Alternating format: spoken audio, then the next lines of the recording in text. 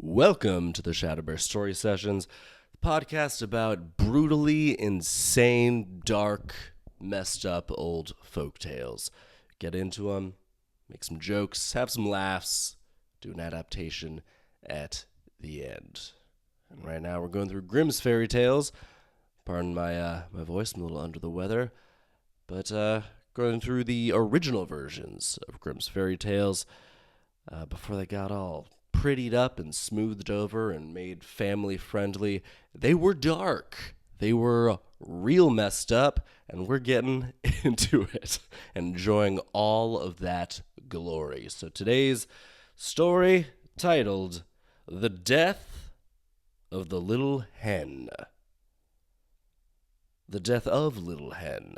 Off to a great start here. Gotta love when they give away the ending straight up top. We begin. Some time ago, Little Hen went with Little Rooster to the Nut Mountain. Might be my favorite opening line of any story so far.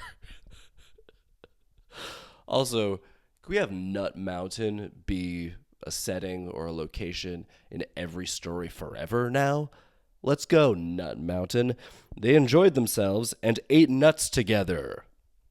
As one does at Nut Mountain. I assume that's the primary activity of enjoyment at Nut Mountain. One time, however, Little Hen found such a large nut that she wasn't able to swallow the kernel, and so it got stuck so firmly in her throat that she feared she might choke to death. Well, judging by the title of this story, I'm not liking the odds for her. We continue. Little Rooster, she screamed, please run as fast as you can and fetch me some water, otherwise I'll choke to death. Little Rooster ran as fast as he could to the well and said, well, you must give me some water. So he's talking to the well. Little Hen's lying on the Nut Mountain, and she's about to choke to death. You don't have time for this. Why do you have to ask the well? Just get water. Also, if you have to travel to a well, that's too long. This is terrible. This is not going to go good. First, run to the bride, the well answered, and get some red silk for me. So the well is sending him on a scavenger hunt? Does the well not understand the urgency of someone choking to death? I guess the well is like, all right, well, I really need silk, and this is my only leverage here. This is like the only time someone's coming here with like a real urgent situation. Like, I gotta take advantage of the opportunity to get what I can out of this guy. He really needs this water. Man, that is cruel as hell. Well, we continue. So Little Rooster ran to the bride and said, bride. Who's this bride? Is this just a lady? Or is this some other animal? I guess it's just a lady. Bride, I need some red silk from you. Why does the bride have red silk? She's white, right? Brides wear white. Or something blue. This bride got red silk. Who knows? Unclear. Lots of questions already. We continue. Bride, I need some red silk from you. The silk is for the well, who'll give me some water to take to Little Hen, who's lying on the Nut Mountain, where she swallowed a large kernel and is about to choke to death. See if she has water, right? See if, the well isn't the only source of water anywhere. Is there snow on Nut Mountain that you can melt, perhaps? Perchance? Little Rooster? I see where this is going, though. The bride answered, first run and fetch me my wreath that got caught on the branch of a willow. This is not the time for any of this, guys. Does everyone just hate Little Hen? Sending this rooster on a scavenger hunt while someone is literally choking to death. Little Hen's dead already. I mean, let's be honest. There's no way Little Hen has even survived up until this point. God, we continue. So Little Rooster ran to the willow, pulled the wreath from the branch, and brought it back to the bride. Okay, so the willow, I guess, was not sentient and could just do this. Don't know why that wasn't the case with the well, or he couldn't have just like grabbed a bucket or gotten the bucket himself. What was preventing him from being able to use the well to begin with and needing the well's permission? But this willow is just not sentient at all. Who knows? Arbitrary guidelines here about what has a soul and what doesn't.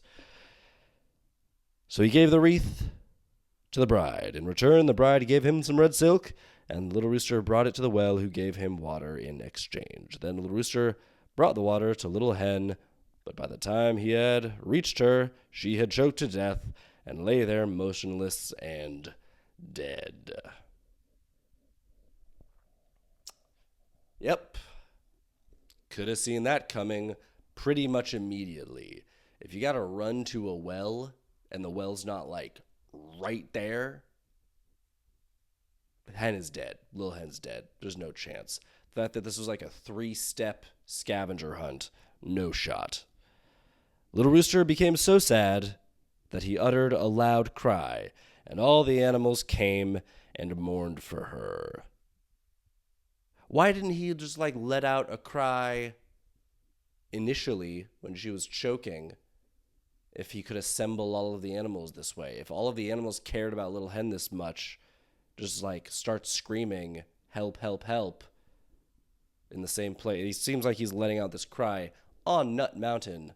Still, I love every time I say Nut Mountain. Nut Mountain is the best.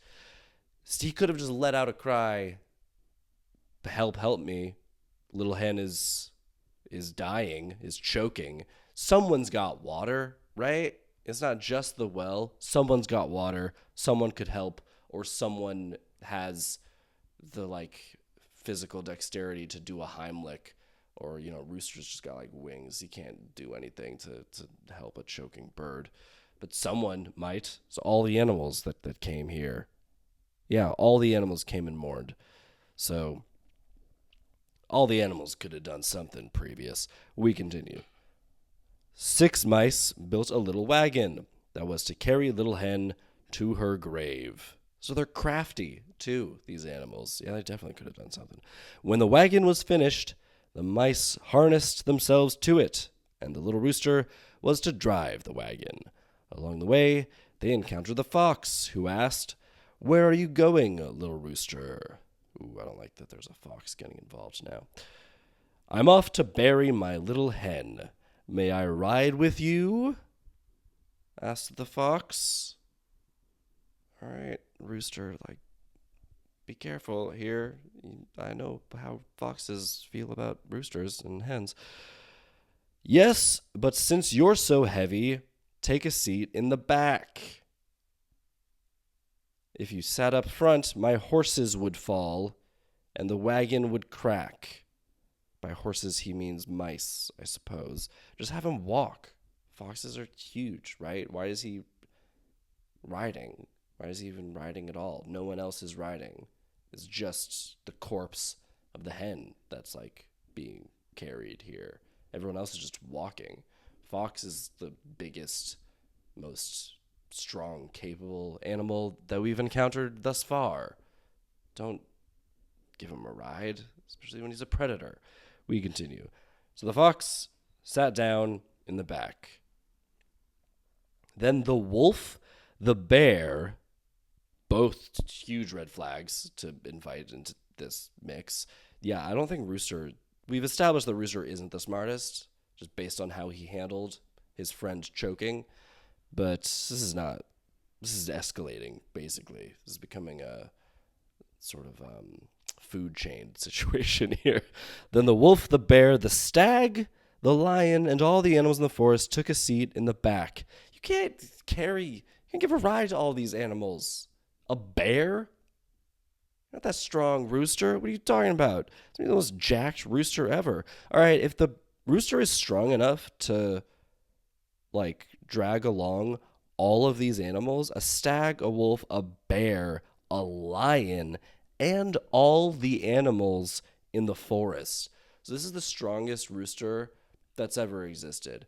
So at this point, yeah, maybe he doesn't have any reason to be afraid of the fox or any of the other animals for that matter. This rooster is terrifying, super jacked, and no one should mess with him, ever. We continue. Thus, they continue their journey until they came to a brook. "How shall we get across?" asked Little Rooster. Where are they going? They're on Nut Mountain, Barry, little hen, where little hen loved to be, on Nut Mountain. I love Nut Mountain so much. Hashtag Nut Mountain forever. We continue. "A straw was lying near the brook and said," so the straw can speak and has a soul apparently, "I'll lay myself across the brook. Then you can drive over me." Why would the straw do this? You can't carry bears and stags and all the animals in the forest, straw. You ain't Jack Rooster. However, as soon as the 6 mice touched the bridge, the straw slipped and fell into the water, and the 6 mice went tumbling after and drowned. Ooh. Straw was definitely no match for Jack Rooster. Oh, that is sad. Wait, so it was the mice? I thought the rooster was the one pulling this whole... Oh, the rooster was driving the wagon. That is my mistake. So driving the wagon, so he's just like sitting there telling the mice to go, go, go with a little... Does it have like a little like whip or something? Hopefully he didn't have a whip. The mice made the wagon and volunteered to carry it. In which case, it's very not cool for the rooster to say, fine, all of these other animals can ride as well. Super not cool. And also, it's not the rooster who's jacked, it's these mice. These god mice you got here. And now, the mice have drowned. So, guess everyone else is out of luck. Oh, maybe the mice were like protecting the rooster, so no one else was gonna mess with the rooster while the mice were involved. But let's find out what happens here now that they have no horses for their carriage. Mice horses, horse mice. I don't know. So the mice have drowned, which is very sad. There's 6 more deaths because of one. They should have known, though, right? It's a straw. You can't cross a straw. So the situation was just as bad as it had been before. But it's worse. It's worse than it had been before. Way worse. There's 6 more deaths instead of 1. But a piece of hot coal came along and said, I'm large enough. I'll lay myself across, and you can drive over me. No. What are you talking about, hot coal? The stupidest idea I've ever seen. First of all, even if this was a giant piece of coal, it's a hot coal. It's burning. I'm going to drive over that. Also, the mice were pulling the wagon. So you can't drive at all. You just got a dead weight wagon now, guys. What are you talking about? Coal, you idiot. Then the piece of coal, we continue. Then the piece of coal also laid itself across the water, but unfortunately, it grazed the surface a little. Soon it started hissing, and before long, it was extinguished and died. Okay, but was it still there? Was it still like across the... It doesn't really matter if it's dead. It's a corpse. If it being alive is contingent upon it being hot, then okay. The heat went out, it was extinguished, it's dead. But is it still across the brook? Because then they could still go across it. It's not how this works. Physics-wise, guys, a bridge doesn't need to have a soul and be alive for you to be able to drive across that bridge. There's all kinds of holes in this story from top to bottom. We continue. When a stone saw that, it took pity on Little Rooster and offered its help. All right. It lay down across the water, and now Little Rooster himself pulled the wagon across. Little Rooster is jacked. I knew it. I feel somehow redeemed that now Little Rooster has also been revealed to be super ripped. All right, when he reached the other side and was already on land with dead Little Hen, he wanted to help the others in the back of the wagon, but there were too many of them, and the wagon slipped backward, causing everyone to fall into the water and drown. Rooster? What did you do? Oh, Rooster. You killed everybody, Rooster. Why did you do that? Rooster accidentally killed all of the animals in the forest. All of them. Damn, Rooster. Walk away. You walk away. You gotta just Homer Simpson this one into the bushes, my guy. You're done. You are done. This rooster has found himself in a quite a conundrum here. Quite the quandary. He has accidentally murdered all of the animals in the forest. So Little Rooster was all alone with dead Little Hen, and he dug a grave for her. That is the saddest thing I've ever heard. So you didn't need to go across the brook. You didn't need to go across the brook, Little Rooster. Where are you going? You just went to the other side. You just dug a grave right there. So it's like, all right, we got to this river, guys. Let's all get across. Bear couldn't have helped out then. Bears are notorious for being great in brooks. That's where they hunt. That's where they get fish. Bear could have thrown them across. My God, guys, work together on this. Don't leave it up to a piece of straw or a coal or one rock. Come on, guys. Use your heads. They kind of deserve to die. They're either too lazy or too stupid. Jeez, animals. Come on, guys. Disappointed. But man, so he just watched everyone he knows, except for the bride and the well, I guess, die in a river. And he's like,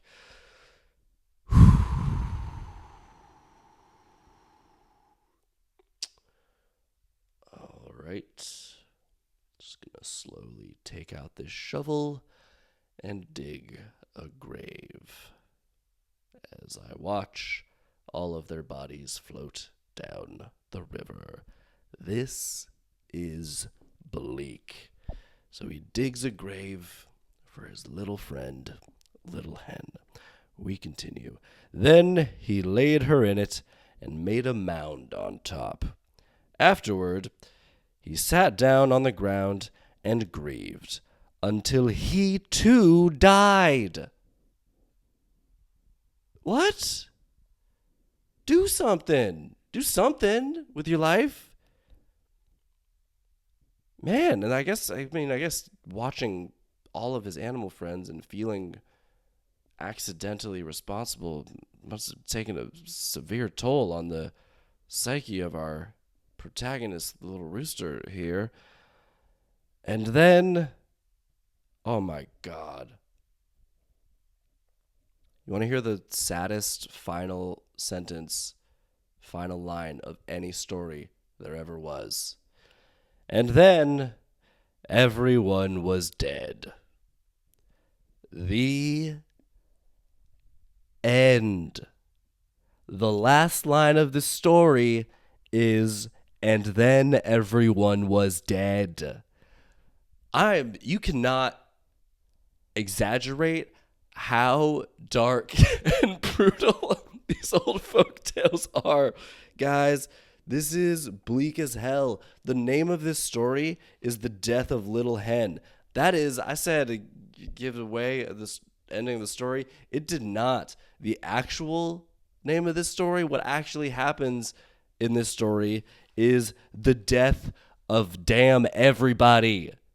The death of everyone. Except some lady and a well, I guess?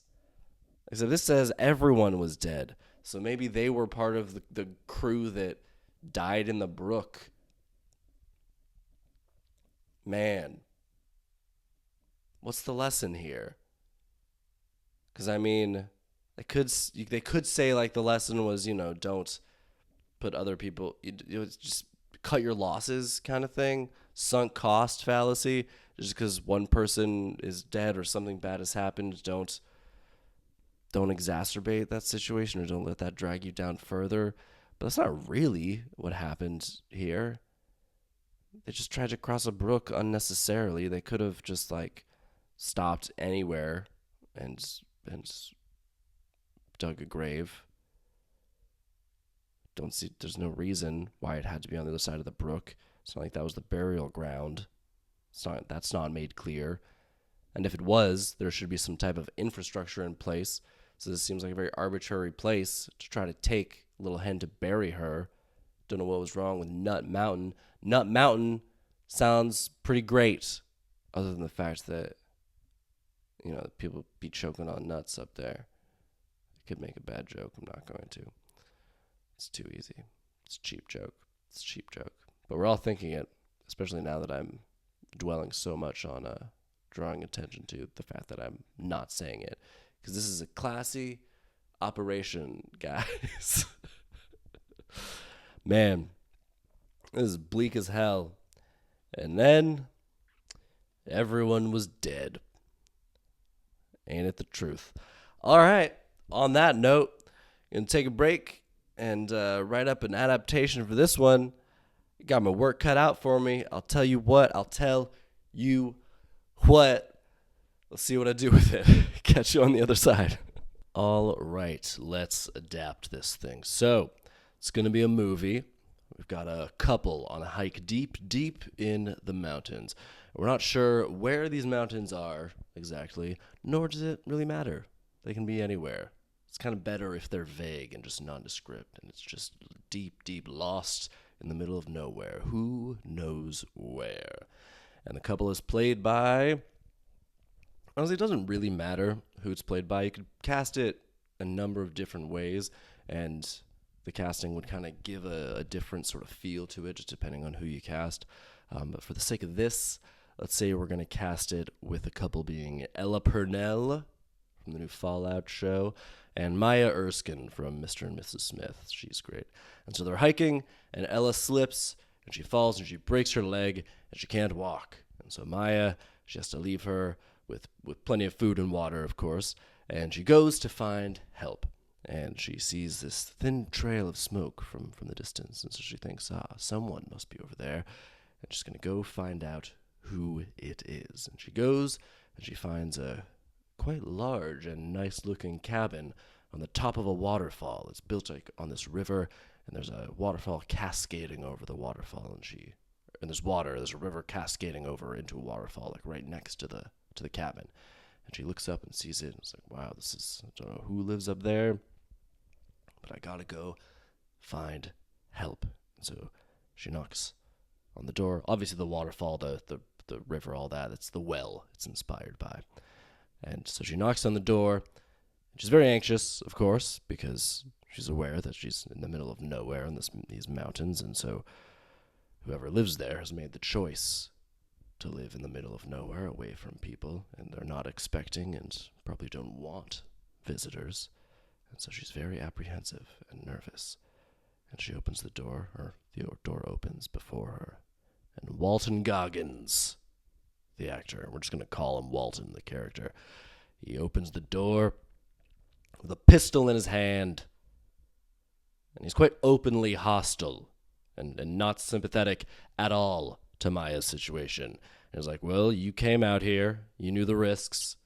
Anyone out here only survives if they do things for themselves. So the only way I'll do something for you and help you and your friend is if you do something for me.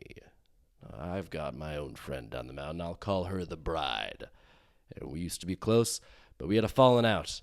She used to bake the most delicious blueberry pie. And she made it a few times a year, and obviously since we had a falling out, since we had our little disagreement, I haven't had a whiff of that sweet, sweet pastry. So if you can bring me one of her blueberry pies, I'll get you and your girl off the mountain nice and easy. And so Maya has no choice but to oblige this eccentric recluse. And she follows the river, and she finds this woman's house. And the woman answers, and the woman's played by Helena Bonham Carter. She's great in so many things. And Maya says, "Are you the bride?" And the woman answers, "What the hell does Walton want?"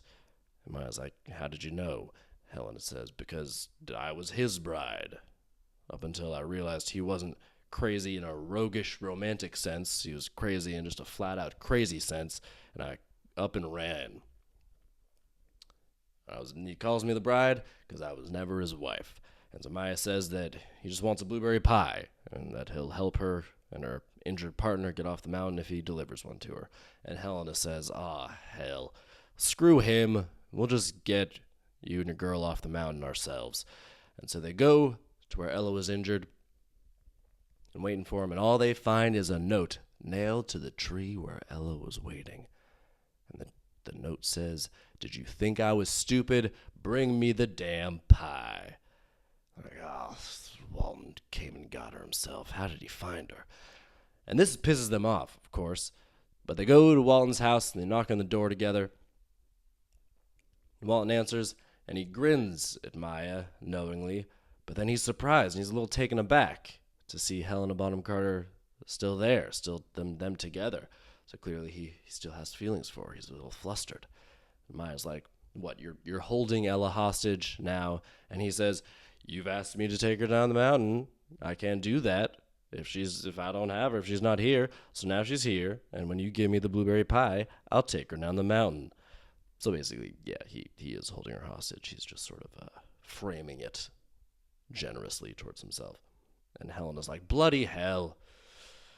Do you have any blueberries, Walton?" And he's like, "Of course, this mountain's lousy with blueberries. So I've got blueberries." She says, "Then get out of the way so I can use your damn kitchen." And she goes to the kitchen and she starts cooking. And while she's cooking, Maya's like, "Let me see Ella, please." But Walton refuses. And he's saying she'll see her when they're all settled up pie-wise. I don't know why I enjoyed saying that very much. So the two of them, they're talking in his living room, which has this big glass floor-to-ceiling window that looks out over the waterfall. And the conversation starts out very tense, but Maya starts to see some of her own reclusive and protective instincts reflected in him. And she has a hard time letting people in herself, and she sees that Walton has the same sorts of instincts. And so they start to bond in a strange way. Then Helena Bonham Carter, she brings the finished blueberry pie, and she cuts a slice for him, and he eats the pie. And as he does, he says, "We're simple people. We just need simple pleasures." And Maya's conflicted because obviously he's a horrible person, but she starts seeing the humanity in him. She starts seeing a little bit of herself in him. And then suddenly there's a flicker in the floor-to-ceiling windows and the reflection. And Maya turns to see Ella, who's escaped from wherever he was holding her, and she's standing behind Walton with a fire poker raised above her head, about to bring it down on Walton. And Maya says, "No, don't!" And this, of course, alerts Walton, who dodges the fire poker just as it comes down, and then he jumps up, and he grabs the fire poker, and he punches Ella hard, and she goes down. And then Maya's furious, of course, so she lunges towards Walton, but he draws the pistol, and she freezes. And Maya says, "Oh, okay, let's just all stay calm. She didn't know that you were going to take us down the mountain. She just thought you were kidnapped. She thought you kidnapped her, so she didn't know that once we gave you what you wanted, that you're going to let us go. Otherwise, she wouldn't have attacked you, of course. But you got your pie. She didn't do you any harm. So we'll forgive that you hit her. Just let us go, and Helena will take us back down the mountain." And Helena, meanwhile, has come back in from the commotion. And Walton, he just starts laughing. And he just keeps on laughing. As Maya's confused. She looks down at Ella, who's just shaking her head. And then Maya's like, "What?" And Ella says, "He was never going to let us go." And suddenly she's just struck with horror at the realization. Just a wave of regret comes over her as she realizes that she shouted and tipped off Walton that Ella was about to hit him. And Walton is like, "Why would I take you down the mountain? It sounds like a whole lot of hassle to me. Besides, you'd probably tell someone I'm up here, and I can't risk any more visitors. I'm not exactly abiding by the law, nor is the law necessarily not interested in my whereabouts, if you catch my drift. Now, if it's any consolation, you'll be all going down the mountain, all three of you, in fact." And he nods to Helena as well. And he says, "You'll all get down the mountain when your corpses go down that waterfall and down the river." And he raises his pistol at Maya. And just as he's about to pull the trigger, a flash comes over his eyes. It's a flash of confusion. And then his eyes just fill with that unsettled look. And then his brow furrows and his jaw begins to twitch. And his face begins to contort. And the breath catches in his throat. And he coughs. He struggles to breathe. And he tries to take a breath, but he looks suddenly unsteady and lightheaded. And his eyes swim with panic. And he looks down, and then suddenly he looks at Helena. And Helena just stands there, looking back at him, completely unbothered. And she watches as he falls to the floor. And Helena just says, "Hope you enjoyed the pie, you prick." Because, of course, she poisoned that blueberry pie. And she says, "Well, there's no point in hanging around. Let's get you two down the mountain." Maya looks at Walton, laying there. And she knows he's awful, but she did relate to him for just a moment in that very odd way. And she says, "What, you just leave him here? What, is he going to rot up here in this cabin?" And Helena Bonham Carter looks at her and says, "Rot? He already was, honey." The end. And there we go. A little twist at the end. In the original story, it was the Ella character that died. Initially, that was how I was going to do it. But once I was off and running with this type of story, I just thought, this would be more interesting. Because really, if being honest, the well deserved to die more than any other character. The well in the original story, the well is the character that refused, or at least delayed, help and made help contingent. There was a character literally dying, and the well's like, "Nah, give me that silk." That's what it was, right? In the original story, he needed a piece of silk. No one needs silk that badly. Come on, well. So there we go. Walton Goggins is great in everything. He would knock this out of the park. Is the one who ultimately gets his comeuppance, and that will do it for this week's episode of the ShadowBear Story Sessions. Next time, I don't know, this week's episode, maybe I'm going to do it more than once a week. We'll see. Who knows? We'll see what happens. But next time, got a story titled The Blacksmith and the Devil. I like that title. We'll see who comes out on top, whether it's the blacksmith or whether it's the devil. And these old fairy tales, you never quite know. So come on back next time. See you then.